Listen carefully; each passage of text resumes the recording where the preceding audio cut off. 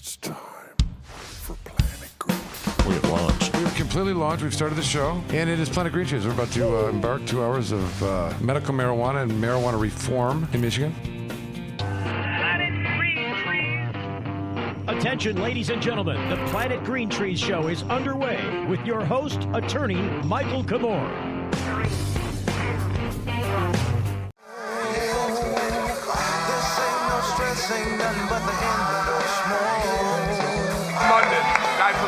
Planet Green Trees. Michael, we are live. All righty. There we go. By the way, anyone notice Chad hasn't been here in a really long time? Just kidding. Yeah. Welcome, everybody. Yeah, well, that may be something like that. Welcome. This is a very exciting. Look at how many people here. This is wild, insane. But more coming. Big night tonight. It is officially our 420th episode.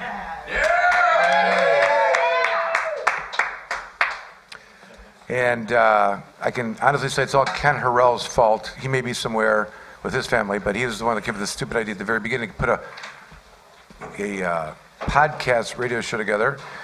And coming in tonight, there's a lot of people that are here. I'm going to try to mention everyone because they all, either they're friends, community people, activists, hanger-oners, or people that have been on the show that at some point in time, because this thing's been going on for a really long time. I remember my good friend Gersh Avery is here. I have a picture of us from Peanut butter. back in the day, back at our old stomping grounds on Gratiot. Jamie, remember that? We had Green Trees of Detroit, right? And there we are in our Green Trees of Detroit shirt with Gersh. Yep, I heard the giggle. There he is. It's the peanut butter giggle. But so we have some kind of agenda here. I see. I usually resist agendas, and I will tell you that I'm not really going to follow this. I mean, This is a celebratory of the 420th show. Event. Anything goes, doesn't matter. Okay, we got a little bit of a shell here, but I do want to thank everybody for coming. And this is a night of celebration and a night of people getting on and commenting on, whether it be for the show's purposes or what's been happening the last 10 years. And so we're very, very happy and excited to have everyone, and we're looking forward to this. For just to kind of put a little context to all of this, I was making fun that we had Ken Harrell's fault. The 420 episodes or more, there's even more somewhere out there that we've done on a different platform. I'd say probably 20% of the recordings are terrible, some technology issue or whatnot. Really horrible. But, oh my goodness. Hey, Senator Jeff Erwin. It's getting even better. It's all kinds of. Unbelievable. Jeffrey Erwin is here. Senator Jeff Erwin. just when we thought we were getting a call in. Right, He exactly. shows up in person. How Wow. is that? Come over here, man. Right. I was just about to curse him out because I didn't see him on the Of board. course, let them know who's sitting right next to you just to top everything Yes, up. and if it hasn't been known yet, we've got our legendary guest tonight, who I think is going to dominate the topic of conversation. John Sinclair is here. Let me do that. Let me introduce some of the people around me right here. We got John Sinclair, as I said, and we'll talk a lot about him. Senator Jeff Erwin, the champion, the real deal champion in the legislature. Indeed. And has been our friend and a guest on Planet Green Trees many times, and maybe even a secret listener at times. I don't want to speculate. Yes, but as it goes, we are fortunate to have Adam Brook sitting here with us tonight. Adam Brook. Thank you. Adam, of course, was rocking it a few weekends ago at Hash Bash, and wonderful event, celebrating, amongst other things, the freedom and spirit of the John Sinclair era, those moments of, years ago when there was no law on marijuana for a moment or two. But let me go around where we got Miss McCormick here from Komorn Law. She's here. Got Deborah Young over here, who is House resident and regular on the show. All right, down. My dear friend runs the board, although he's been let off of all of his responsibilities tonight. But Jim Powers is in the house. Jim Powers, Thank you. And, founder of Michigan Parents for Compassion. Fuck Bill Schuette. Amen. Yeah. As long as I go down in history as the fuck Bill Schuette. Okay. That's what I care about. Jeff Erwin is very uncomfortable, and there's a reason why, because it should not be. We're going to keep it clean. Now, David Rudoy tried to get over here, so I'd introduce him. David Rudoy's here. All right.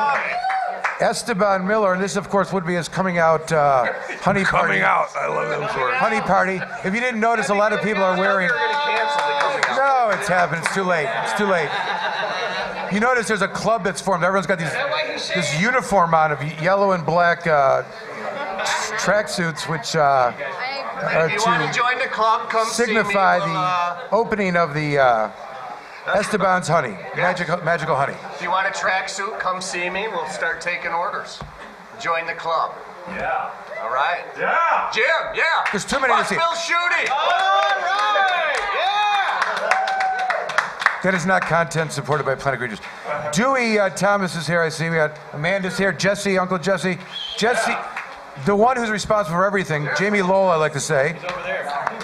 Somewhere around here is our dear friend and a person I like to call Big Daddy, Rick Thompson's around here somewhere. Whoa. Where's he at? Alan Peisner, Uncle Alan, and Rabbi Rasta is here. Good evening, everybody. It's good to be here. Fuck Bill Shooty. God, it's so not good material. Eric Gunnels is here. He's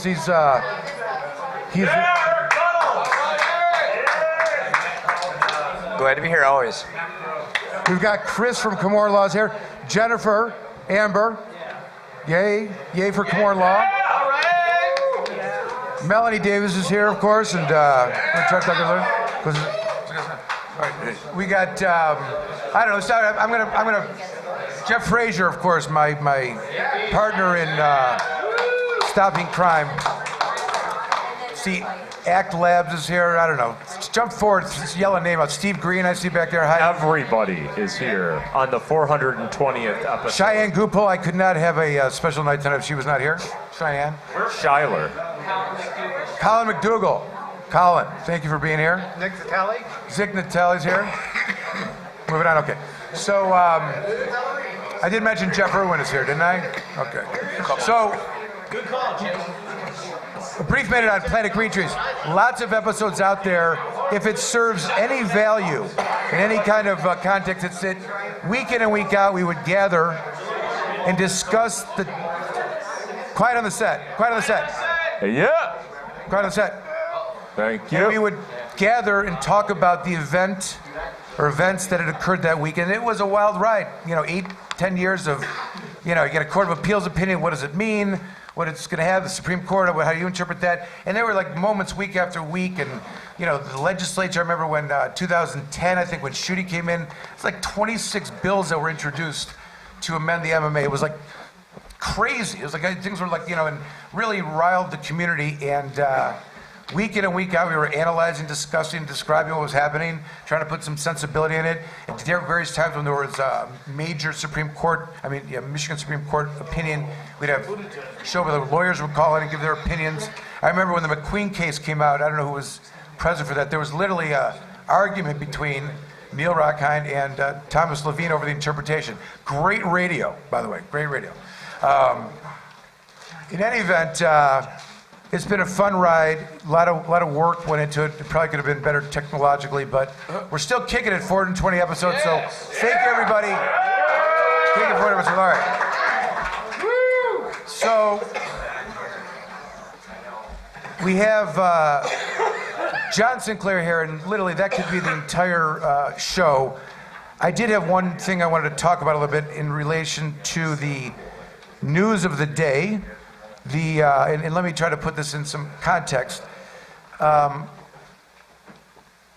The ongoing temporary restraining order in the Court of Claims, which was continuing the ability for the provisioning centers to purchase marijuana from caregivers and not have their license be affected by it, was supposed to end at the end of March. It's continued again today. They're going to come up with a date. I don't think there's a final date yet.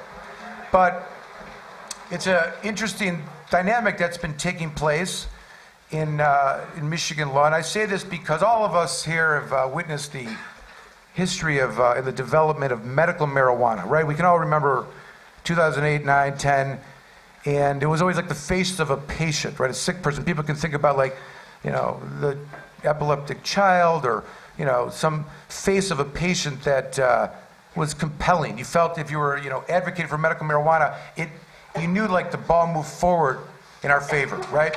And I think, Sanjay Gupta somewhere in there, why I changed my mind. I mean, I just think these major events. And now as we stand here today in 19?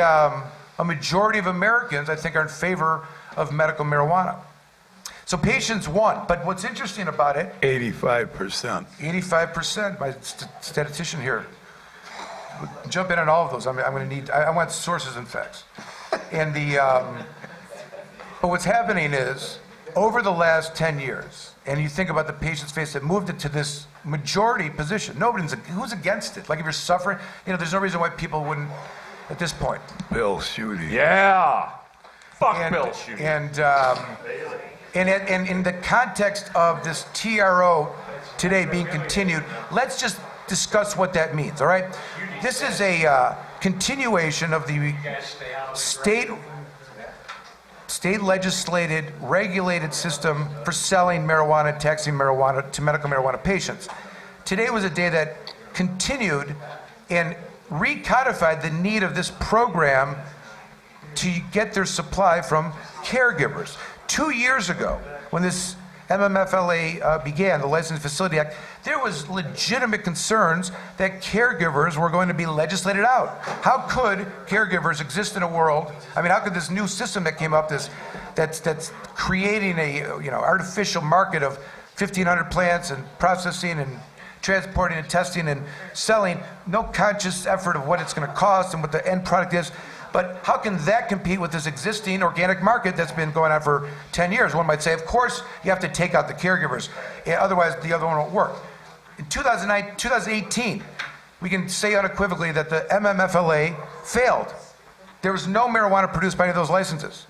The only good thing the legislature did was that they had these emergency rules, which specifically say that to prevent the state of emergency, which was patients not be able to get their cannabis, certain rules could be created in order to allow that to happen, which allowed the emergency rules to get these places up and running and to accept cannabis from caregivers.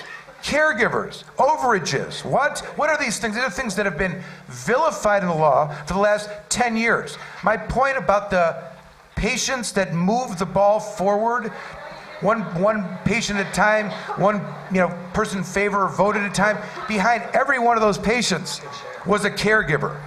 Right? I mean, they weren't getting healed unless someone was growing cannabis for them and there were no quote-unquote dispensaries. So this vilified and felonized and criminally charged and CCE'd, RICO'd, name it, the growers are now, who've just been tortured and thought were good for dead 2 years ago, are the sole suppliers that have kept the patient community able to acquire cannabis in a safe manner. It is a phenomenal fact in light of where we were 2 years ago, and that in court, as Judge Borrello was ruling, whatever his description of it was, is that the caregivers are essential to the ability for the patients to get safe and have safe access to cannabis. So I want to make that point in the context of the law and caregivers, many of whom may know a caregiver in this room, may understand what I mean in terms of how they have not been recognized in the really, truly heroic place that they've stood. And I just want to make that point. All right, so that's... Celebrating the 420 show. Celebrate the 420 show. Have some people talk about how it's so cool that this is the 420th episode. This show has gone on weekly whenever it could. There's a couple glitches here and there for several years now. Mostly Jamie's fault. And it has been, I think, the most important and most consistent archive of what's gone on with cannabis in Michigan. It definitely in recent history. Yeah, it definitely is. We've had some great people on, including the people sitting at this table. So let's get Jeff Erwin on. Come on, Jeff. Thank you for being here. Congratulations on your 420th show. You invited me on tonight, which I appreciated. And when I got done with the town hall down in Ann Arbor, I thought, I'm gonna show up in person for the 420th show and pay a visit to so many of my friends here who've been leading the movement on cannabis law reform. So thank you for all of your efforts. This would have never happened without a lot of people here in this room, people who've been at it for decades, people who've been at it more recently. It's important work. We struck a big blow for justice last fall, and it's just a real pleasure to come here and congratulate you on your 420th show, and thank you for having me on a few times over the 420. What is the perception of a legislature when they're coming on a podcast for a marijuana advocate? What is there? They teach you something in the legislator school about Not really. It's hard for me to put myself in the minds of my colleagues, but I will say that there is a little bit of advice we all get, which is, say little, repeat often. Don't answer the question that you were asked. Answer the question you wish you were asked. Those are the kind of advice that people will give politicians. And my approach from the very beginning has always been to take all the best advice from the most learned people and then do the opposite. What do you make of this legislative position pretzel that we're kind of in here with the Lara now in charge of the licensing, the Judge Barella extending the TRO? You were in the legislature at the time. Were you or not? Were you up during the MFLA when that passed? Was that? Because this is not what it was kind of designed for. I think I have the distinction as the only legislator to both co-sponsor and vote against final passage of the MMFLA. Yes. Right? Because we needed a system of safe and legal access. We needed a law like this to govern, how dispensaries would operate and to make sure it was legal for people to do so, including the cultivation, the processing, and everything. But that law really got changed so many times on the way to passage that it was addled and it was really ruined in the Senate. That's when we had the imposition of the board and the secure transport and some other elements, additional fees that make it very unaffordable for licensees, and all of that conspired against the success of the MMFLA. And now we're dealing with the fallout from some of those bad decisions. I will say that the Governor Whitmer's move to change the way that the MMFLA licenses will be granted under her executive order and moving it under the department is good for two reasons. One, it aligns it with the process that's going to be in place for Proposal 1, which is good and convenient and helpful. It's more clear to everybody. And two, it gets that board out of the way. And the board was, they were not the only disease vector here, but they were the most significant problem, and they were a real bottleneck, and they were a group of obstructionists. And I feel that now that the department is going to be in control, we have a much better chance of having those applications get processed in some sort of timely way, and also some sort of understanding and seriousness about some of just the technical realities of the cannabis market, right? I mean, it seems almost like the board didn't realize that cannabis was a plant that had to be grown. and so now we have this problem with we don't have supply, right? And so hopefully now that we've got a different group of folks who are in charge, they're going to pay more attention to some of just the practical realities of the way the world works, and they'll sequence the licensing and they'll move more quickly on licensing in a way that can make this market more functional. Senator Erwin, what do you think about the fact that some of these businesses are already going bankrupt because they cannot keep up with the regulations and all the burdensome fees that are being charged to them through things like secure transport, when the black market is able to offer product at $1.25, $1.50 an ounce right now? Right. Well, that was one of the reasons why during the debate of the MMFLA, I attempted to, through amendments and speeches and conversations offline with my colleagues, to encourage them to understand that if we try to load this system up with all sorts of breathless, unnecessary regulations and additional costs, and if we try to slap a heavy tax on this product, it's not going to work. It's going to it's going to enrich and facilitate the success of non-licensed operators versus licensed operators. And that's what we're seeing play out now in part. So, that's part of the work I think the legislature needs to do going forward, is going back into the MMFLA and making some amendments that can allow these licensees to be successful. I'll say that, but I'll also say that there's a lot of folks who put their capital at risk in starting a business, and when restaurants fail, they don't usually come to the legislature hat in hand asking for some sort of special deal. When manufacturers unfortunately go bankrupt, they don't usually come to the legislature with some sort of rent-seeking legislation to make sure that their business model, which wasn't a good one, was going to survive their own business decisions. So, but the underlying core of the law, I mean, we could all wish for it to be changed, and maybe they'll do some changes, but But it's not working because of because of legislative failure. That 2018 year, the way that it was set up with that board, and if we're going to blame them for most of it, 800 applications in the queue that they'd never gotten to. And I agree that now that Lara that shows up every day and they're at their office and they're turning around and returning calls, and that's all humming now. And I think a lot of people that are knowing about the licensing work will attest to that. But and it goes to really where we are politically. Our current administration, voted in the context of legalization, a mandate, so to speak, of how to, effectuate marijuana policy in Michigan. She's used her executive authority to do that. She, today, passed, signed into law legislation.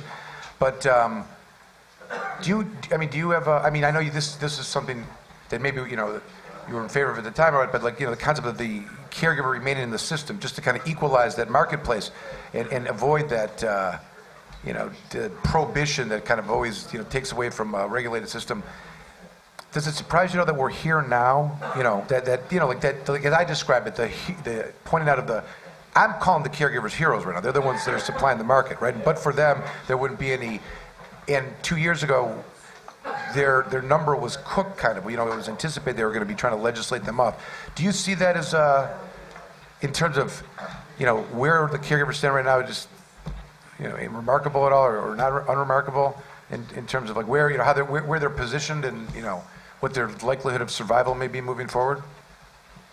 Oh, I'm not sure I'm prepared to handicap their likelihood of survival. I think that's going to be dependent a lot on those of us in this room and across the state, and whether or not we're willing to speak out to our legislators and say something along the lines of what you just said, which is that these caregivers are individuals who stuck their neck out, took a lot of risk, in many cases to help people who were desperate and sick and needed help. And they shouldn't be looked at as criminals or scofflaws.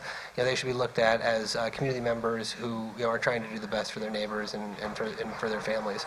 And so we need to make sure that frame is clear for all of our legislators, and we need to keep fighting to get caregivers back in the system. Back when we passed the MMFLA, that was one of the main things I was fighting for down the stretch. Was we need to create an avenue for these folks to get into the market, and if we don't, it's going to create horrible problems for the whole system, and for the licensees and for the caregivers as well. And we don't want that. Let's have an orderly system. It's one of the reasons why in Proposal 1 we included that smallest grow license, hoping that was going to be a door that caregivers could come into the legal market and sort of solve this weird position that we put the caregivers in, which really all resulted because when the MMFLA was being debated, the Michigan State Police and others really the Sheriff's Association, the Chiefs of Police, the prosecuting attorneys, they wanted to amend the MMMA to eliminate caregivers. That was their goal. Right.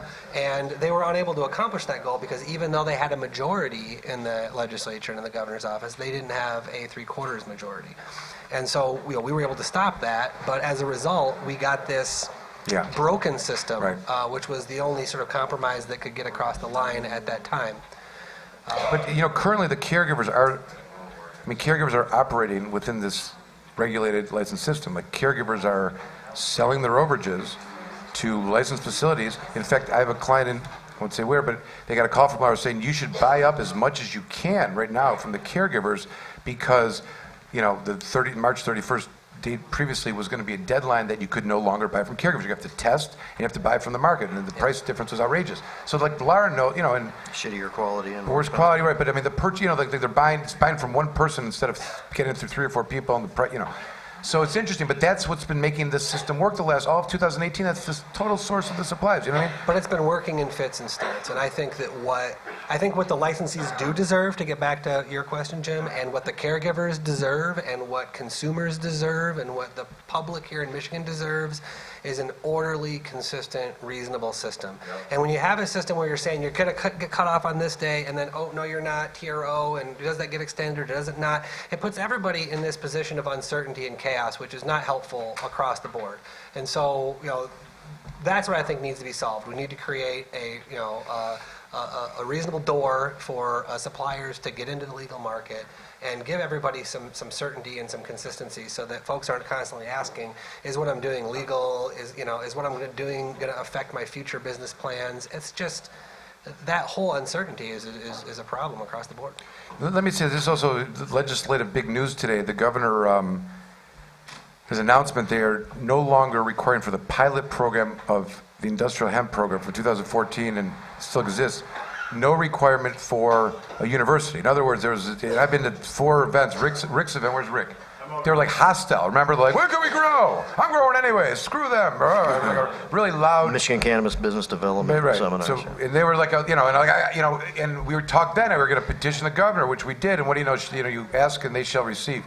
So it was a huge move, right? Huge, and people are excited. The play out of what is going to be defined by a pilot project can be is obviously the things that we're going to be learning about.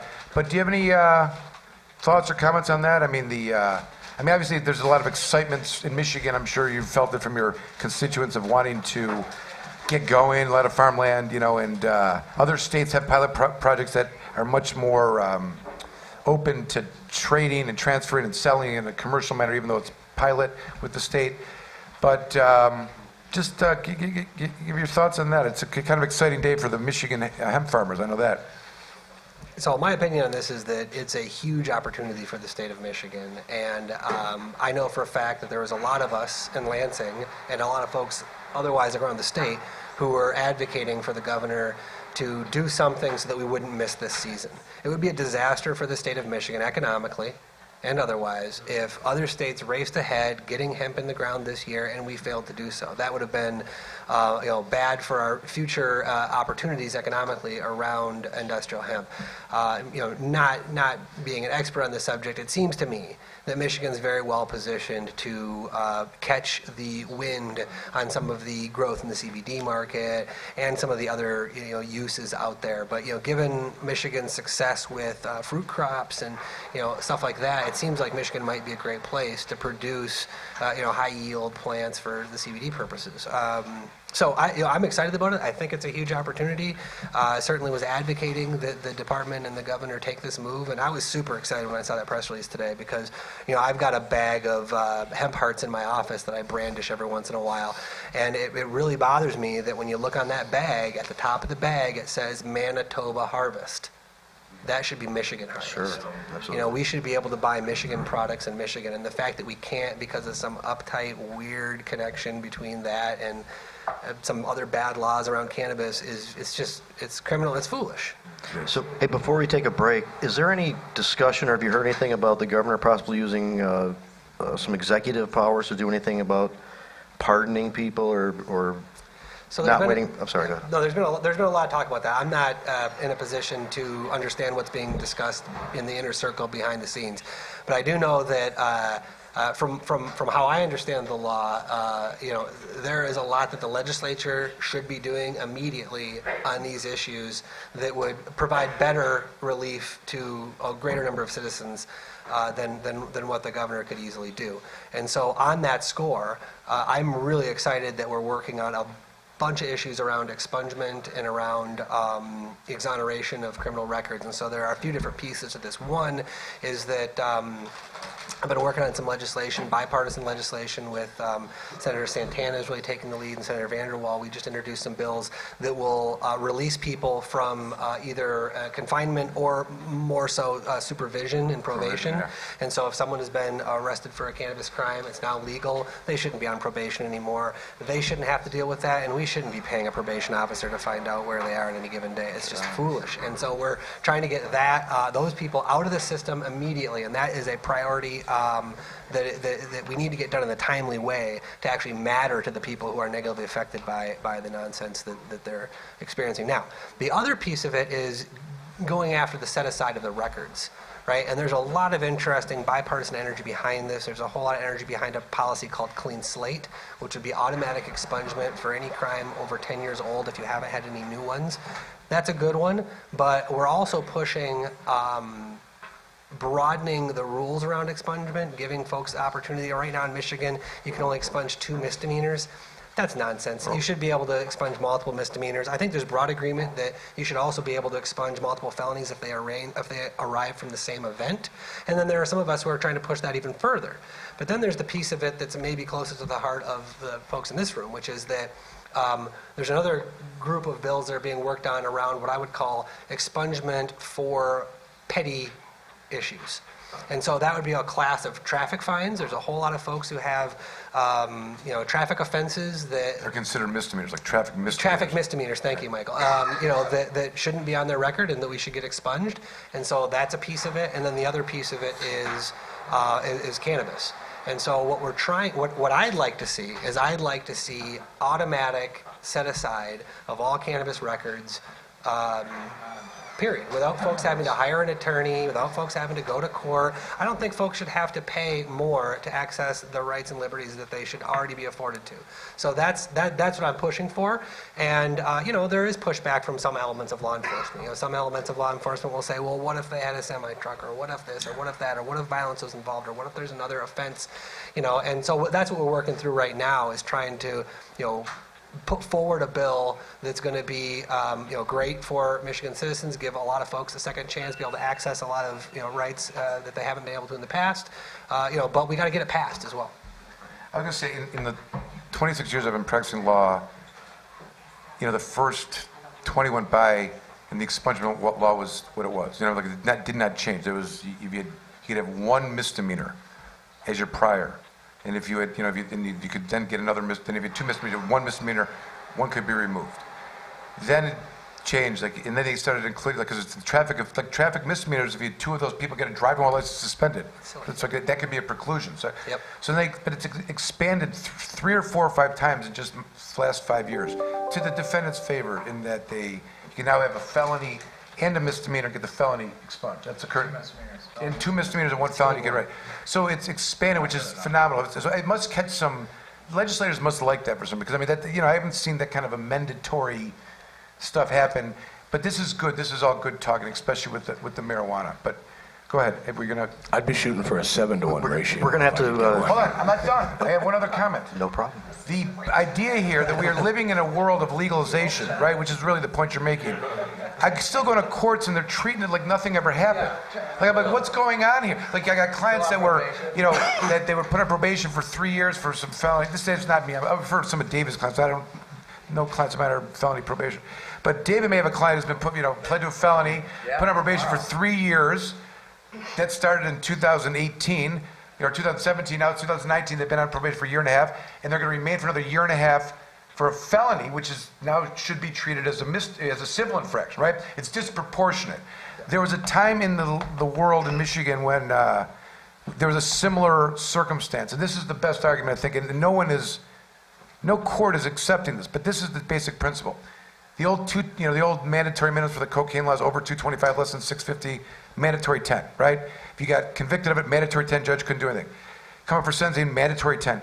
Then they changed the law that mandatory 5. Courts had discretion to go up or down from that. But there was all these people that had been arrested and convicted by trial and then came up for sentencing when the new law was in effect. Convicted and culpable date when the law was mandatory 10, come up for sentencing when the law is mandatory 5. What is a judge to do was the question. In the law of the land, by the Michigan Supreme Court in the Schultz and Sands case, they combined the two of them, was that the defendant should receive the punishment intended by the legislature at the time of the sentencing, absent some savings clause, which would have been something like anyone that had been convicted of this crime who was going to get sentenced and may get the benefit of this new law doesn't get the benefit. Like some claim, proclamation of the law of someone, that's a savings clause. So that's how the courts have resolved this with the legislative, new laws in terms of punishment. So as we stand here today, if someone's to get sentenced today, a sentence from all these so-called crimes would be civil infractions, right? It's a civil infraction. It's legal. It's supposed to be legal, not probationable. Legal. Right. And, all these, this should be a legal remedy. Like the law exists for this. It's crazy that we have to have a legislative enactment to take place.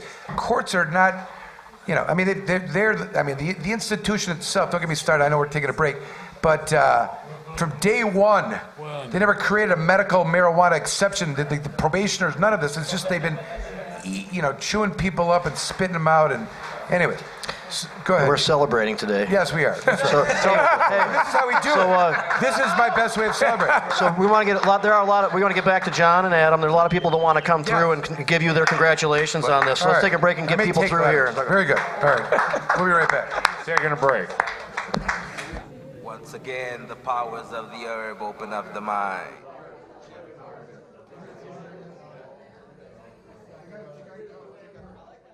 Boom, bitty, bye, bye. Boom, bitty, bye, bye. That's it. Officially, we're All right, now we're officially back. Okay. Quiet down. There's too much fun being had here. And that was awesome with Senator Erwin, who decided to show up instead of call in. Can I say something quickly about Please, Senator Adam Erwin? Brook, please. I've known Senator Erwin for 25 years. And I can tell you he is a legitimate one of us. And that's something that is definitely missing in the legislature, even in local politics. There's not enough of us running for office. And now that they've normalized us, I think it's time for a few more of us to step up and do what Jeff has done. Now, of course, Jeff is the ultimate politician, so I would encourage everybody to send a little something to his campaign account. That's what they do. That's what keeps them rolling. But the problem we have in the weed game right now is that, and Carl Levin once said to me that you pass the law and I'll make the rules and I'll win every time. And the problem is that the people making the rules are not us. They've never smoked weed. They've never weighed out an ounce. They can't do weed math. They don't know what they're talking about, but they're the ones telling us what we're going to do. So on that note, I'd like to let everybody know that the black market, which has been perfected over the last 80 years, is alive and well, and they can fight it all they can, and we'll always be there for you. Okay. And that's what I'm all about. And that Senator Erwin is awesome. And Senator Erwin's the best. I believe he's actually a black market supporter. I've never confirmed that, but I've known him a long time. He was feeling us on the caregiver love. I know that for sure. Oh, yeah. So let's not wait any longer. We have a very special guest. John Sinclair is here. I don't even know where to begin. There's so many stories to be told. We can start with, I guess, and Adam, of course, you can. I'll let you tell a little bit of the backdrop to the extent you want to. But Hash Bass this past week went off without any arrests. That may be the first time. We've had no arrests before. All right. Well. Including last year. Yeah. I like to put in this context that showing up at an event like there's 10, 12, 15,000 people, just like. Go ahead. The problem is the fact that there were no arrests doesn't mean there wasn't any crime. That's not the point. It means that they've overlooked things that historically they arrested people for. I understand. And they will arrest people next week for doing the same exact thing. Okay?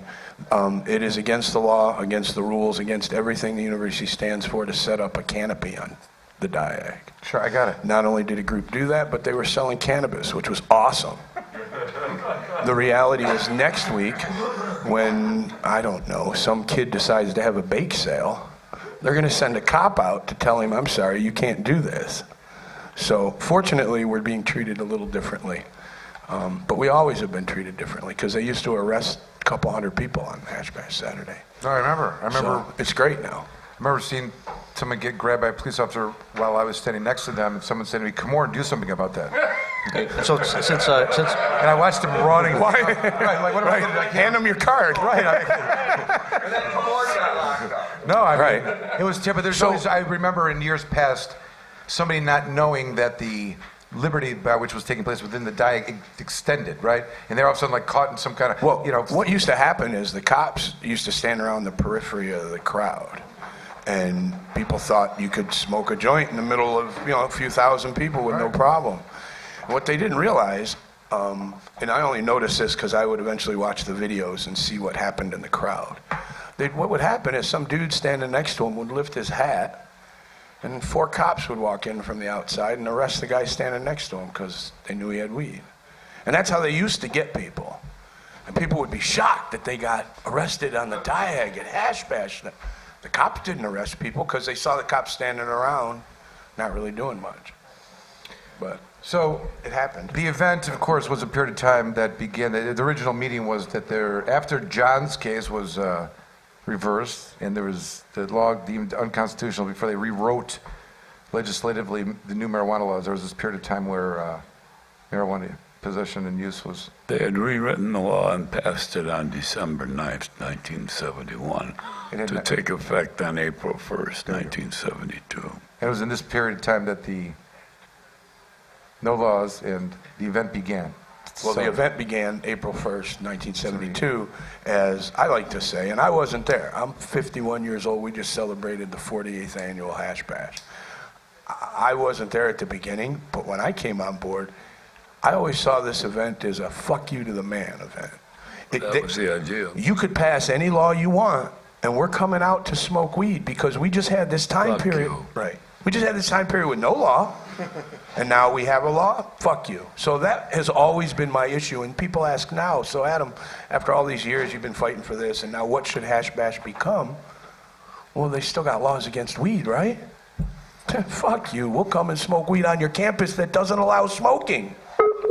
To start with, well, yeah, the same people that sent you to prison for using or selling marijuana now, if you give them $66,000, you can apply for the right to sell marijuana on others. This is the present state of affairs has reached a higher point of ridiculousness than ever in its entire history. All of this stuff debating about now and the qualifications and are you a criminal? Who developed this market? Criminals. Criminal marijuana sellers. Now, if you give them $66,000, you don't have to be a criminal anymore. What kind of shit is that? I don't get it. The idea that the state's in the business... Why do you need 150,000 police officers to track seed to sale? What the fuck does that mean? And this is, and it doesn't stop diversion. That's right. But when you look at the marijuana legalization movement, every significant movement that forward has been made by citizens using the democratic initiative process. They've been sabotaged, opposed in every possible way by every legislature in the United States. And even after they passed the laws, these bills that they made in 2016 that we're still dealing with now, they did that to hold us back and to defeat the purpose of what the people had voted on. I don't know, I hate to sound like an idiot, but this is it's such an open and shut case to me. They get this goofy board with cops on it, and they make you give them all this money, and then they won't vote on they won't give you a license, and then they none of the cities opt in. Then they keep changing the it's like a Punch and Judy show, It's totally nuts. I mean, nobody ever says that. They all approach it like it's some kind of rational political thing. But it's horse shit. But that's because if you look at the majority, in my opinion, the majority of the people getting into this industry have no business in this industry. They are business people. They might be educated. They might be capable, but they need to go to somebody who knows what it's about. And that's the problem, is they think they can do it on their own. So they try and they fail. And they think that this legislative stuff that they've used in other industries that they've been involved in, it worked there. So this must be the route we have to go. And they're happy to work within it. And they don't have no concept of the reality of the cannabis industry. I mean, whenever the state gets in the business of, taking over the business of selling marijuana is not a position the state has any history in. It shouldn't be expected to function well, and not only that, they've been the enemy of marijuana. Right. But for all of these years of virulent lying, thieving, mean, cruel enemies. Nazi dogs. Yeah, thank you. Jackbooted thugs. I just say that because I did 3 years in prison as a felon for marijuana smoking. That ain't right. That means you can't be a caregiver. I don't give a fuck. Right, and that's the thing. If I want to be a caregiver, I can be a caregiver. If I want to smoke a joint, I'm going to smoke a joint. They can kiss my ass. And that's the. And that's really the. Thank you. And that's really the argument behind things like the hash bash and where I come from, where John comes from. I don't care what laws. You talk about laws in court cases all the time. You know what? Nobody's ever asked my opinion on how to fix their broken problem. Because I tell them straight, because I know both sides of the story. But the reality is, it doesn't matter what laws they pass. I'm not going to follow them. And nobody else is either. I mean, we all know people breaking the law doing really well. And I'll say something, Jim, we talked about this one time, like if you were to think about what would that look like if they were able to come up with a solution of ending the, diversion or something. It would have to be something that got to the point like a gas station that has, beer in it, right? Like where you've got it at that level where it's everywhere. It's cheap. It's in a box. You can get it. I mean, well, but then you're still it's never going to happen. No, but then you're talking. Then you have problems with taxation and stuff like that because you're still going to have a connoisseur grade. Of course. I'm not going to the gas station. No, I got that. But the point I'm trying to make it would have to be at that level where it was not worthwhile for someone to open up down the street and compete with that because it didn't make any sense. It's no longer an issue. Plus, it also means that it's no longer an issue for law enforcement at all of any way, shape, or form. It also means that the legislature can't make any money on it. Right, and then those that level is the margins are going to be very minimal because it's just so much of like the liquor. But the point I'm trying to make is, if it's got to get there in order to equalize, normalize, whatever you want to call it. We are so far away from it. Whatever they did right now, they've created. See now, we may be far from the end. But we've taken so many drastic steps. Right? The needle is, the pendulum has swung. Yeah. And it's still moving, the momentum's still going. And, they used to say, medical, you just want medical because that's your foot in the door. And all these medical people said, no, it's not. It's all about sick people. Well, no, the reality is in Michigan, the numbers prove it's not about sick people at all. There's 300,000 registered patients. There's millions of marijuana smokers. We're getting a lot of complaints that we're not celebrated enough. Yeah, so I was just about ready to jump in. Good call, good preemptive strike. Hey, so look, let's hear about your thoughts on the 420th show and any events and stuff like that you've got coming up. For your 420th show, for your listeners who may not know, because I know all you guys know, I've never appeared in studio with you on this show. I've called in from all over the world on this show, but I've never appeared in studio. So when I heard it was the 420th show, and you can smoke here. Sorry. I don't do shows I can't smoke at. I have a real issue with that. He's got his own show. One exception. He does weekly on Facebook, and I understand he does not wear any pants. No pants. Let's recognize John Sinclair. There's two very historical things. I have pants on. There's many historical things about John Sinclair. I don't want to, but there's in the two that I want to talk about tonight. Obviously, as you mentioned, your time that you were in prison for marijuana. That was, of course, the one that undid the marijuana laws in Michigan at the time. I actually brought with me one of the best written opinions of all time, the People versus John Sinclair. For those that need a cite. Nobody needs to say. But I have it here. It's a great written opinion. It's still good law. Still good law. Marijuana is not dangerous. It's not a narcotic. Where's Alan? But he usually jumps in. Alan. But the point I'm making is it's a really important point in history. As I mentioned, there's some development with the hash bash. But the context of this, Michael, if I can just throw this in, is that according to the legislature of the state of Michigan, marijuana was a narcotic. Right. And that is, in this, it's not. That's what they said in the opinion. It's not a dangerous. It's not a narcotic. It's not a narcotic. And it was John Sinclair who proved that. That was the kid. And it's a great opinion. They use a lot of the language. I mean, they adopt all of his lawyer's brilliant writings, but it was a lot of material from the Schaefer Report, which was the most comprehensive study ever done on marijuana that told Nixon in New York City, right? Recommended Nixon to not schedule it, not put on the schedule, and so it's a fascinating historical time. just to follow up on that with the marijuana, as many people know, we filed a lawsuit. John is one of the plaintiffs against the state of Michigan, demanding that they unschedule marijuana from its placement on the Michigan's public health code scheduling for many reasons, amongst them being that it is not a narcotic. It certainly is not a controlled substance, as we know controlled substance to be.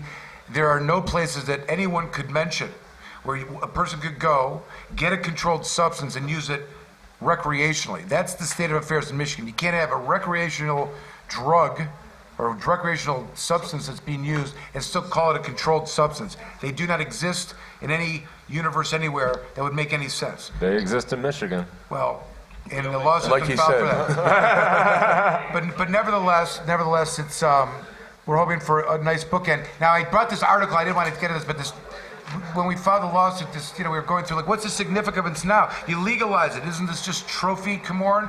And the guy says in this article that I couldn't come up with like any new raids or anything. But let me tell you, there's a lot of marijuana felony prosecutions still going on, right? And I brought the article of the girl that was sentenced to 6 years in prison for having 4 nanograms of THC in her blood. Judge wanted to make an example of her. No evidence of impairment. That is because it's a Schedule 1, okay? They got a client who's a nurse. People don't even know about this terrible thing. If you're a nurse and someone accuses you of something, using drugs or something, that you go and get tested, the healthcare professional position is that if you're a healthcare professional, you can't be on any prescribed controlled substance, and certainly not marijuana. There's no Section 4.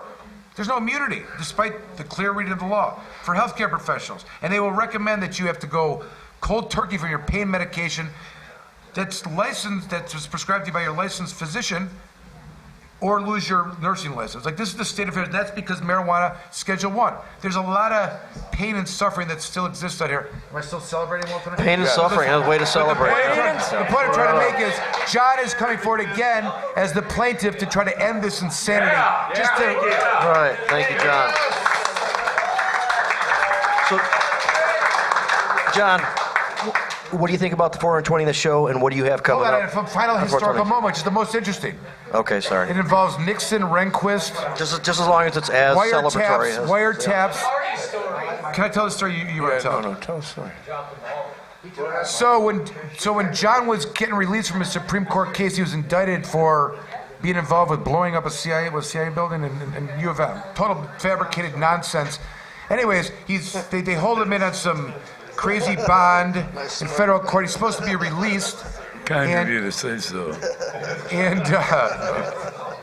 And I know the part of the story that you like that you wanted that is important here. They held you on bond, and you appealed the case going to the Court of Appeals of the Federal Sixth Circuit, and they relied upon a case from mobster. What was his name? Giacalone. The Giacalone case that is a published case that Giacalone's his published case got him out on bond. They used that case against you, like a mobster law that for the bond in federal court. Am I misstating that?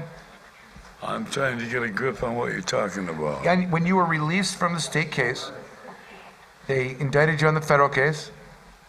And I wasn't released. I was in prison. Right, that's what I'm saying. Right. I was in prison without appeal bond when they brought the federal case. Okay, and they would not release you on any bond in the federal case. Is that right? And you went up on appeal. It wouldn't have made any difference because I was in state prison without bond. Was there a bond issue in federal court? Was there a bond issue in federal court? No, there was no state appeal bond either. I thought you told me something. Never mind. All right, fine.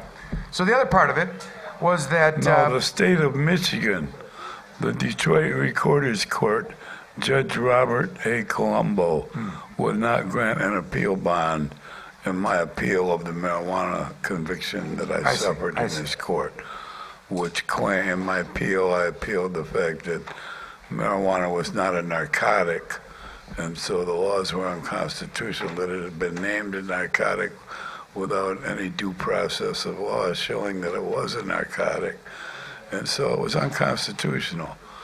And despite this, and despite the fact that my crime had been to give 2 marijuana cigarettes to an undercover police woman, Lovelace, Jane Lovelace, her name alleged to be. That was my crime, and in the light of these, he would not give me an appeal bond and sent me to maximum security prison in Marquette in Upper Peninsula without bond. So I appealed for a bond from that point forward, and it reached the Court of Appeals of the state of Michigan. And the Court of Appeals ruled, I think this is what you were referring to. The Court of Appeals ruled that I couldn't be granted a bond because I was a danger to society. And they cited the case of People versus Billy Giacalone. There you go. He had been convicted. A raid on his house turned up a blackjack in his sock drawer underneath his underwear. Obviously a souvenir from the days when he was a street thug who went around and beat up people to get them to give up the money. Well, it was a nostalgic item. It wasn't even a weapon. And they charged him with carrying a concealed weapon, and they convicted him, and they gave him a sentence of 4.5 to 5 years. And they wouldn't give him an appeal bond because they said he was a danger to society. He appealed that and won. He said he was not a danger to society. And they had to give him a bond, and they gave him a bond. So he didn't have to do the 4.5 to 5. In my case, I was a danger to society. Hey, my past. So here's a timeline. According to the Court of Appeals. No. Let me tie this in with the law that ties into April 1st. Jesus Christ. This is all too complex. I'm not high enough. Excuse me. Well, let me have to take a couple more. Let me throw out some of these. Listen, here's a timeline that we figured out. In 4/8/1970, when the U.S. Supreme Court granted cert in the Keith case, which is the CIA bombing That case. was a federal case. Right. Oral arguments in 11/2/72, oral arguments in the Michigan Supreme Court case, People versus Sinclair. It says 12/10/71, it may be 72, the John Sinclair Freedom Rally, John Lennon sings. What? Rehnquist is confirmed by the Senate. Why is that important? Well, as we know, William Rehnquist, later the Chief Judge of the U.S. Supreme Court, during this period of time, was appointed by Nixon to fill the slot and become fill the ninth slot, and was confirmed by the Senate. February 24th, 1972, oral arguments in the U.S. Supreme Court Keith case. Rehnquist recuses himself because he worked on the Keith case. Now, here's what's going on here. One of the issues that came up in John's case regarding the CIA, the co-defendant, was they were doing warrantless wiretaps. Right. Warrantless wiretaps. And this was going on, the Nixon administration was involved in this. And Rehnquist, who was his counsel, a White House counsel or some other position there, was the architect, the one that wrote the entire blueprint of how a government is able to wiretap its citizens and what's the legal justifications. And with all his skill set and his whatever he's got going on, it's predicting where the Supreme Court is going to go if and when this happens. So what happens next is that the Michigan Supreme Court issues its opinion in the People versus Sinclair 3/9/1972. John Lennon's visa revoked by the Nixon White House. May 2nd, 1972, J. Edgar Hoover dies. 520. What? Yeah. 5/27/72, the first Watergate break-in to plant the warrantless wiretaps. So this is what's going on. There was an opinion that the break into Watergate was to remove. I understand, but here's what here's what you have to understand, though. That's the best part of the story. Okay. Hold on, trying to build it up. I need to say it factually misstated. I want to back up for a second. So what happened is this huge issue. Is the government allowed to wiretap its citizens? Goes to the U.S. Supreme Court. And the basis and justification was that they could and didn't need a warrant if the individuals were a threat to national security. So the argument was... That was the premise of Nixon. That this man, and Mitchell and Rehnquist, was the threat to national security. So what happens is the case gets to the Supreme Court. Rehnquist has to recuse himself.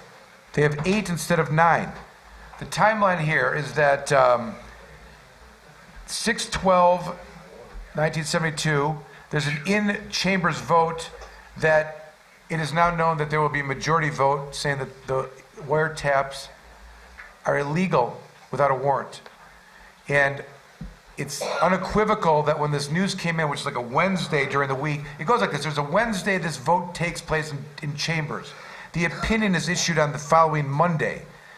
They have a majority like on Thursday or Friday that's 8-0. Friday. Friday. 8-0. There's a vote 8-0, and the opinion's going to come out on Monday, and that Saturday is the Watergate break-in. In other words, the Watergate break-in was not a break-in to plant wiretaps. It was a break-in to remove wiretaps that had previously been placed under the premise that they would be lawful and constitutional. And then when it got to the Supreme Court, Rehnquist's, blueprint for how this was going to take place would be secured by the Supreme Court voting in that manner. He may even be on the bench at that time. Who knows?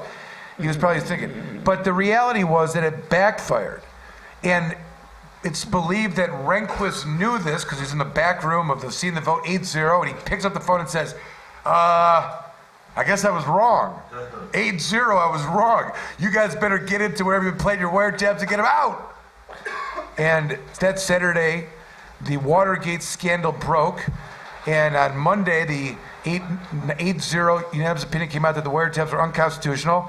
And the point of the story is that John Sinclair took down Nixon. Nobody knows that.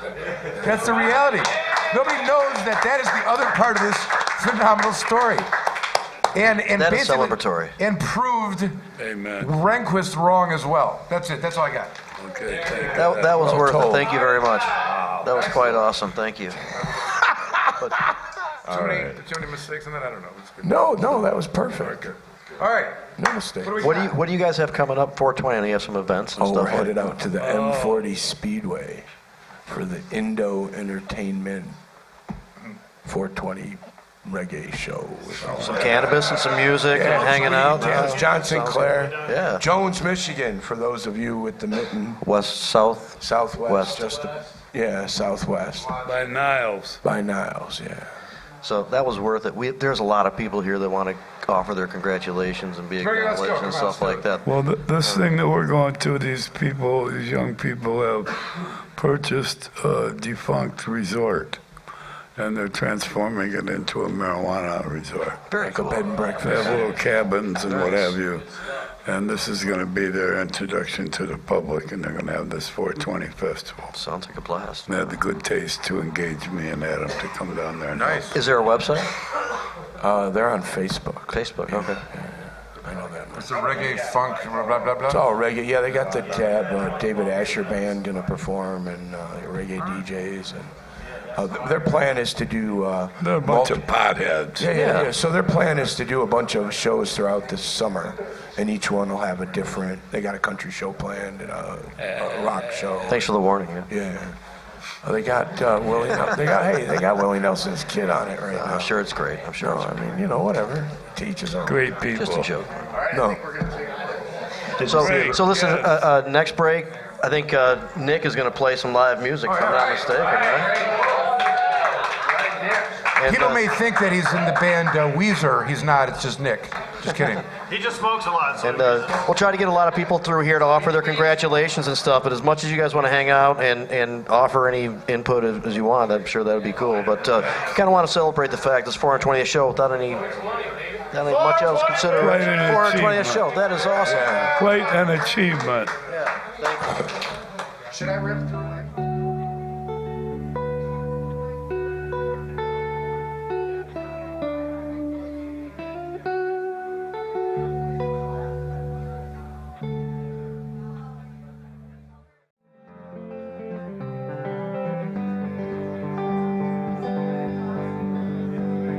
I'm still here in the diner. The whole place smells even more like death.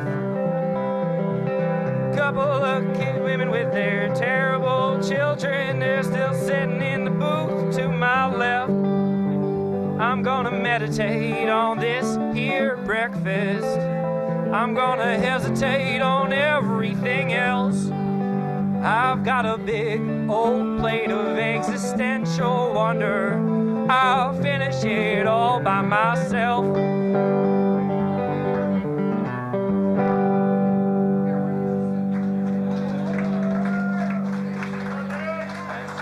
Thanks for listening, everybody. Right. Are we back? Planet Green Trees. All right. Check. We're gonna need Michael to come on back here, but yeah, we have more people here that want to give a little input and talk about the 420th show. We'll start off with Lindsay from Bake My Day. Lindsay, tell us about your company and let us know what you think about this 420th episode.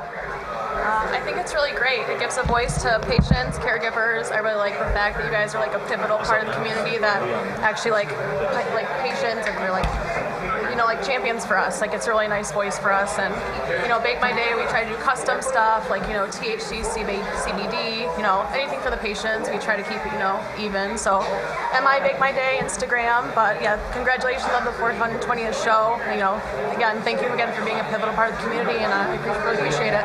Thank you very much. Awesome. Thank you very much. Thank you. Bake My Day. Thank you, Lindsay. All right. Hey, we have Leon here from Allper Plus. Leon, introduce yourself and your company, and let Michael know what you think about the 420th. Yeah, man, absolutely, you know. Yeah, I'm Leon with Allper Plus organic insecticide that's made here in Detroit. We're in most of the hydroponic stores here, and I want to thank Tony especially for bringing our products here in the store.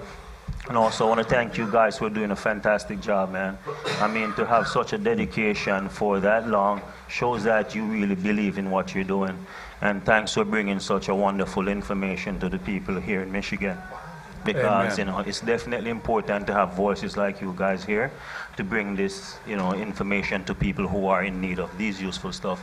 So thank you guys again, and continue doing it, man. You know, we appreciate that. Thank you, guys. Yeah, much love, Leon. We appreciate you, brother. My dear friend, Jamie Fricke, is taking over the microphone. It's somewhere buried in the episodes of 420. There's some ranting of some kind, I'm sure, about some of her challenges and whatnot, but all resulting with victories nonetheless. Welcome, Jimmy. Thanks for coming out and sharing the special moments with us. Well, thank you for having me. I'm excited to be here to join you guys for the 420th episode, correct? I've been here, on the 100th? So this is pretty cool to be back for this. I'm glad. Guest many times, been in the spaceship at various locations, I know. You would be a certain person that we've been in the archives, but we've got you many times, you know. Monumental moments. Sure. Monumental. Right. And I'm really glad that we had this victory, and you know we need to work on expungement, so we're still plowing forward. It's not the end, but no. I mean we definitely have a victory under our belt this year. We do, and still, people don't understand. There's still a lot of work to be done, you know. But amen. And maybe there's a need for a little more PGT, right? At least a couple more episodes, absolutely. Right? There's a lot bigger community. We have to still keep growing it. Free the weed, Free the weed. Hey, introduce Tony. I'm sorry. Oh, of course, the host of the mostest of any kind of PGT event that could ever take place. There's no other place to really do it other than right here at Grow Green in this is your Whitmore place. Lake. Yeah, this place is the bomb. It's the Thank bomb. you, my brother. And Alan has pulled up a chair too. And Tony let Tony finish. Tony, thank you for having us. Second time live from the Grow Green. Thanks for having us. And there's a whole thing going on out here, the spread that is outstanding. Thanks for hosting. Thank you, Michael. As we're very much part of the community, we want to grow the community. So we actually had our growers' night going on tonight, and then we were so fortunate that you chose our location to have the podcast tonight, and bringing this many people and having the food and the drinks and the community just networking together is really what I'm truly trying to. It's beautiful, really, and if we stay together as one, as we are trying to figure out what that next step is, it's to continuously grow the community. Right. So you selecting Grow Green for your 420 episode, bless you, my brother. Nice. Thank you so much for having me. Yeah. So, Tony, what do you have coming up here next? Great question, Jamie. Obviously, tonight was our growers' night. Advanced nutrients, precision. They do extraction equipment, high quality stuff we're talking about. We also had Rick from Hortilux, where we're supporting brands of quality. They actually supported this entire event for us here at Grow Green and helped take care of all the food and all of the condiments that we're enjoying for the drinks. So our next event is May 4th. We have our Spring Expo. We got probably over 95 vendors out there. Wow. And what makes this event so interesting is now it's not just Leon's going to be out there and some of the other grow supplies that we sell in our store, but more people from the community are going to be at this event. You know, we have security companies. We also have people that might be having seeds. You know, cross-training people that have the trinkets and the people that give back their gift to the community. They're going to be at that event. Wow. So very much family friendly. We have it.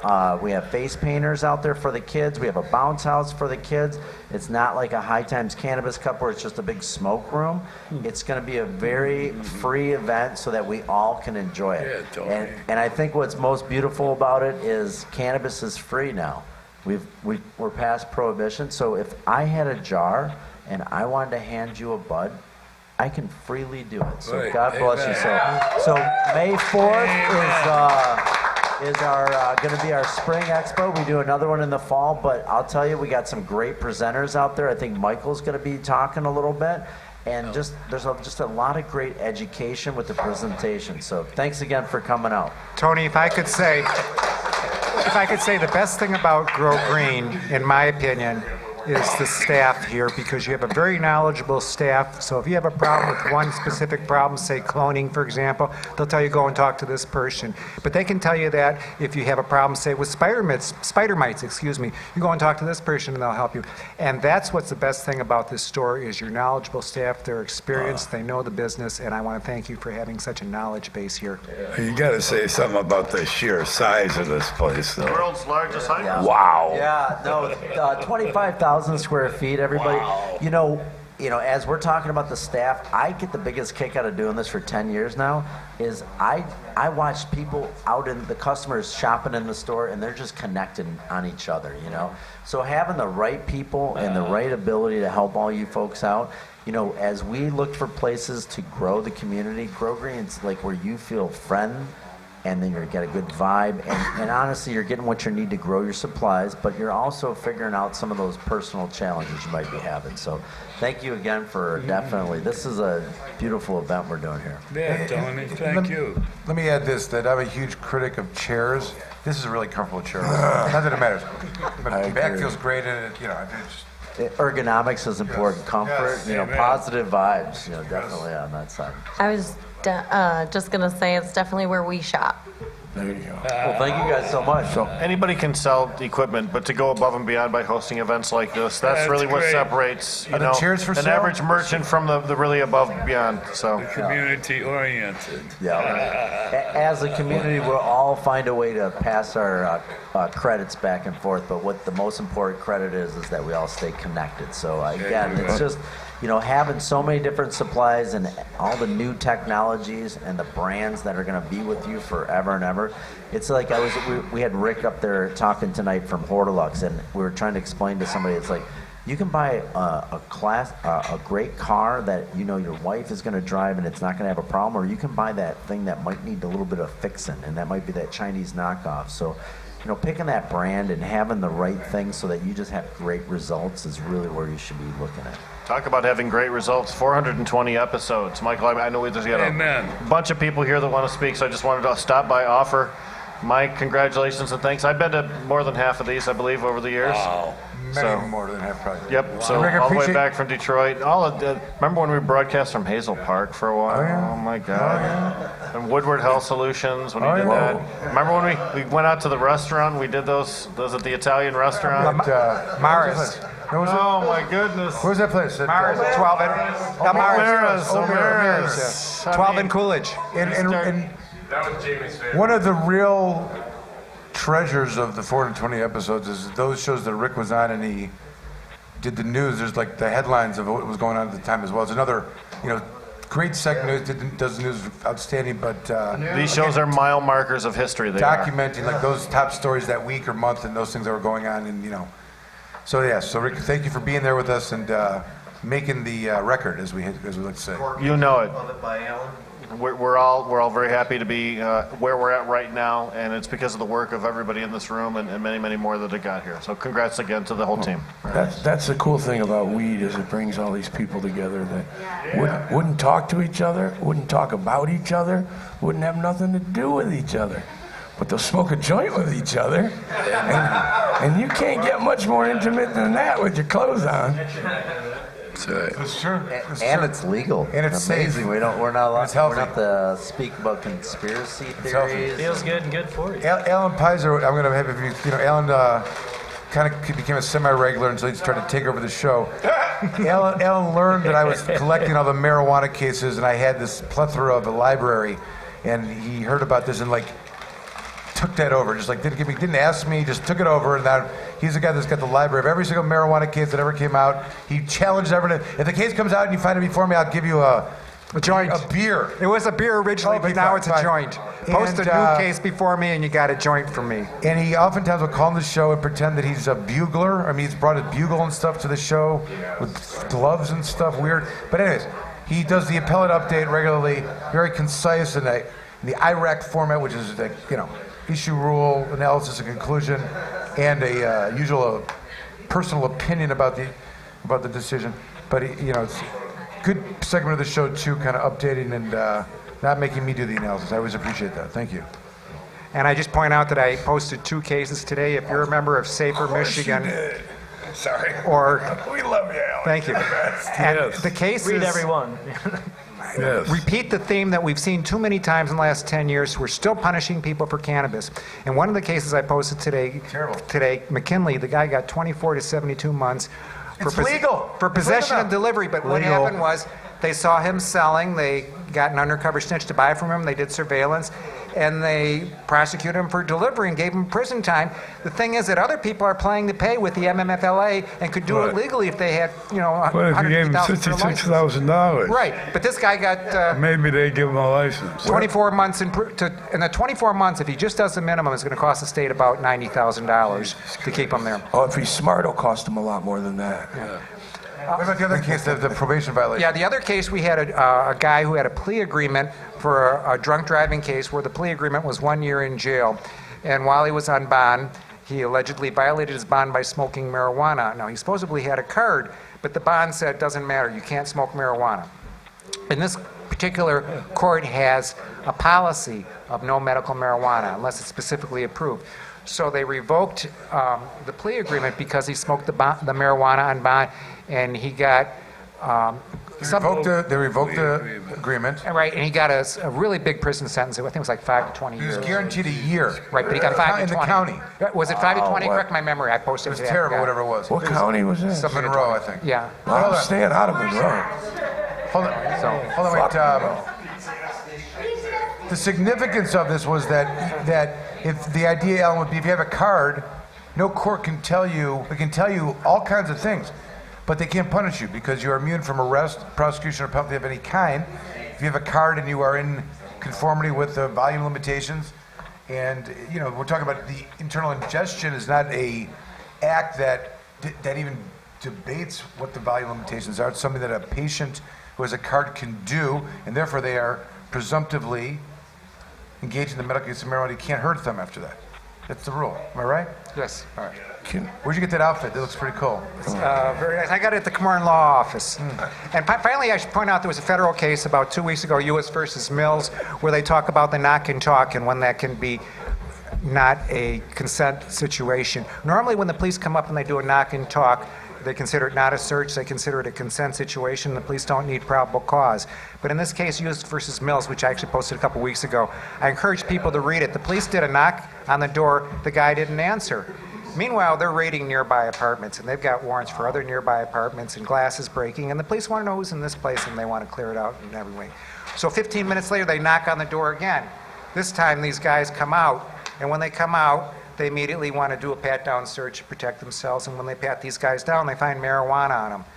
And of course, that led to... It's legal now, isn't it? I know. Okay. Federal case. But it's a federal case. And in any event, this court held that second knock and talk was not right. Was beyond the consent area. It was a compulsive seizure, and everything beyond that was tossed from evidence. Good. All right. So, providing the live music tonight. Thanks, Alan. Yeah, thanks a lot, Alan. Providing the live music tonight and wanting to chime in on 420 episodes. Wow. Nick Zettel is joining us. Hey, thanks.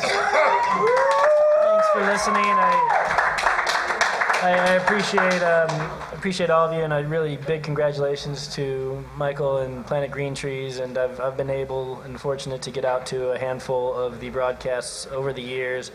So to know that this has been going on 420 weeks in a row, really pretty monumental and momentous occasion here tonight. So it just feels good to be here. This Grow store, really, Grow Green can't be understated how awesome and big this place is.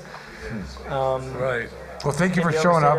And the music performance was outstanding. Appreciate you bringing all your talent out and sharing with us tonight. I know you have been on a lot of shows in the past, and I don't know if they were for specific reasons. Maybe some hash bash. I don't know if there's a specific reason I'm here right now. No, like as it goes, you just showed up and decided you were going to be on, and that's good. I like that about you. It's one of the things you're, just assertive. For a point of interest, just let people know about your customized degree from U of M.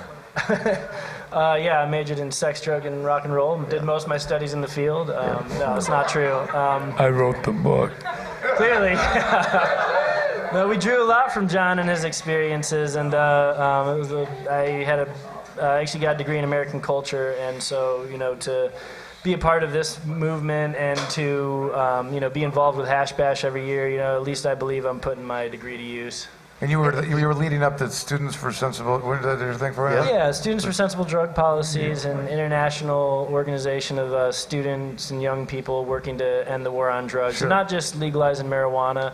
Decriminalizing drugs and advocating for harm reduction in other drugs and advocating for looser restrictions on psychedelic research. We talk about 420 on Saturday, but tomorrow is Bicycle Day, and that's in commemoration of the day Albert Hoffman discovered LSD and its hallucinogenic Rode his bike home. Rode his bike home. So if you're celebrating, be safe, wear your helmet. It's supposed to rain enjoy tomorrow. yourself. Nothing in what you have warn a people warm, dry place to go. He didn't have no stinking helmet. Nowhere in that warning was the suggestion that people not take LSD and ride their bike, though, was it? That was not. I did not. Okay, No, I would never suggest people. Because he made it home take safely. LSD and ride their bike. He made it home safely. Well, he made it home safely. He discovered there were some psychedelic properties a few days before and decided to take what he thought was a controlled and threshold dose, and it ended up being maybe 2 or 3 modern day hits. And so on his ride home, had a little bit of trouble, had to call his assistant, but then once a doctor came and said, your vitals are fine, you're okay, he settled into his trip a little bit, and he's been involved in research. That's and tomorrow night? 4/19, April 19th is Bicycle I Day. saw your post about 419, and I didn't know what it meant. Now I do. I'm going to add that to my annual list of celebratory days. There you go. I love Dr. Hoffman. Friday, Saturday, we got a good weekend ahead of us. Easter on Sunday, if you're into that kind of thing. Is there some part of this that involves the celebration of a bicycle? I want it to be. So try to. Yeah, I think it's just a nice, almost code word. Same with 420. Let's meet at 420. But don't you have to have a bicycle? That's what I'm saying. Do people have to bike? No, you have to have. What do you mean, no? You have to have LSD, I suppose, to celebrate bicycle. Right. One or the other. Right, but you can stick to your bike if you want. Yeah. Go out for a ride. Be safe. Jamie. Yes. I got a poem that's dedicated to Dr. Hoffman. Let's hear it. It's kind of short. Awesome. You made me think of it today. Let me see if I can recall it to memory.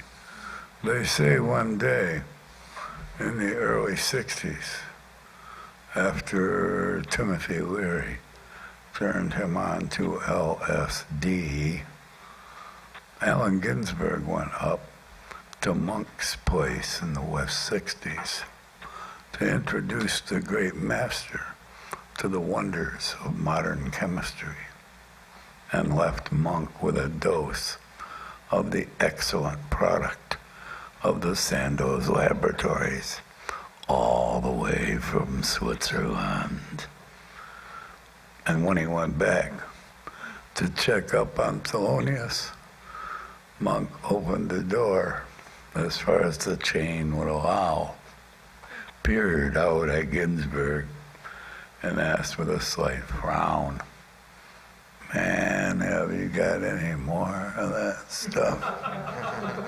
So far, it don't seem to be making too much of a difference to me. Monk in orbit.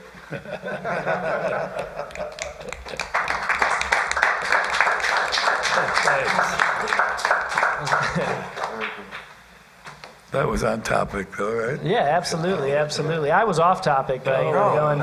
Everything is on topic. That's how, yeah. That's 420.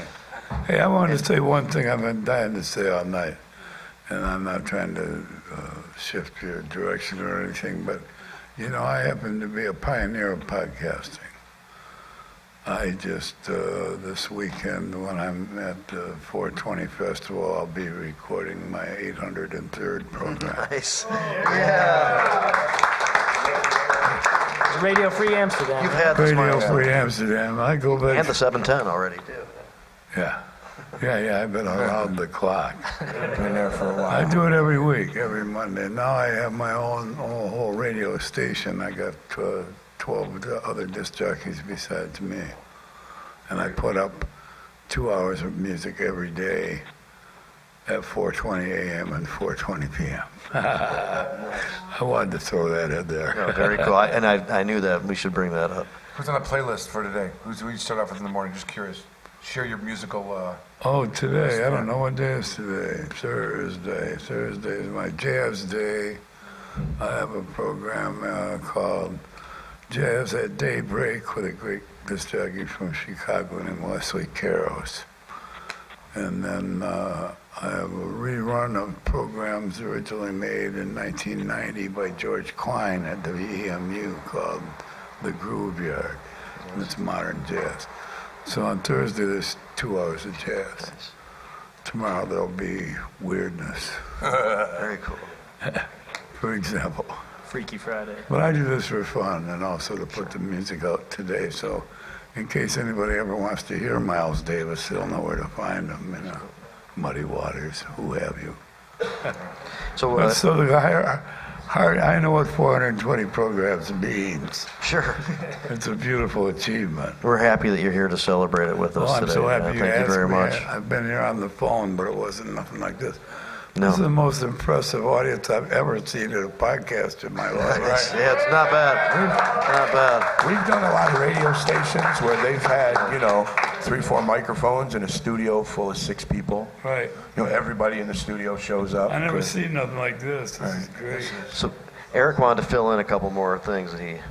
Oh, I just wanted to say, Michael, earlier I didn't get a chance to say that on behalf of all the patients and the caregivers that you stood up for in this 10 years of warfare, my friend, you shined. You really did. You are a wizard among attorneys, and I really just appreciate you, brother. You are, a hardworking counsel. You've spent countless hours consoling patients and people that have been brutalized by police over the last 10 years, my family included, and many others. And so, for that, Michael, we owe you a great amount of gratitude and appreciation for the fight. You stuck it out. You battled your way through, and you're a real champion. Thank you, brother. Thank you very much, Eric. Amen.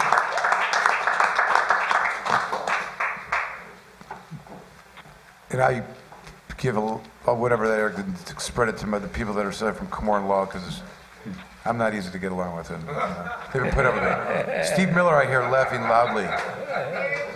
What? Wait, no. Anyways. It's hard to keep them in line. Right. We do it. And then there was honey. That's all I got to say. All right, sister, we get enough? We got it good? Anybody else? Come on. Anybody want to come forward and... Who wants to come forward and congratulate Mike from Planet Green Trees? Whatever. Okay. Open mic. Well, thank you, everybody. Tony, We're shutting it down. Van Kirsch, everyone. Mr. Hash Bash, Adam Brook, the legendary John Sinclair, Rick Thompson. Big Daddy, Rick Thompson. Papa Grande. You know, we usually say we've launched. I think we're still in mid-flight, actually. Amen. On the Good show. stuff. 4, 2, 1.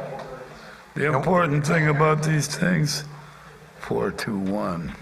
That's right, 4, 2, 1. The next one. Maybe we can get an invite on the John Sinclair podcast. I didn't know, there was a possibility. Well, we're just kidding. We'll 8:40, the second 4:20. Right, exactly. On the Yeah, 420 times 2.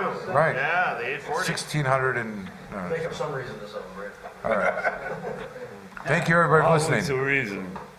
And have a great night. Thanks. Thank you, Michael. 46-year-old Tom Crossland owns Rainbow Farms Campground. One of the people that Crossland lives with at the campground is 28-year-old Roland Rahm. Rahm's son was taken by authorities after Rahm and Crossland were arrested on drug charges following a May raid at the campground.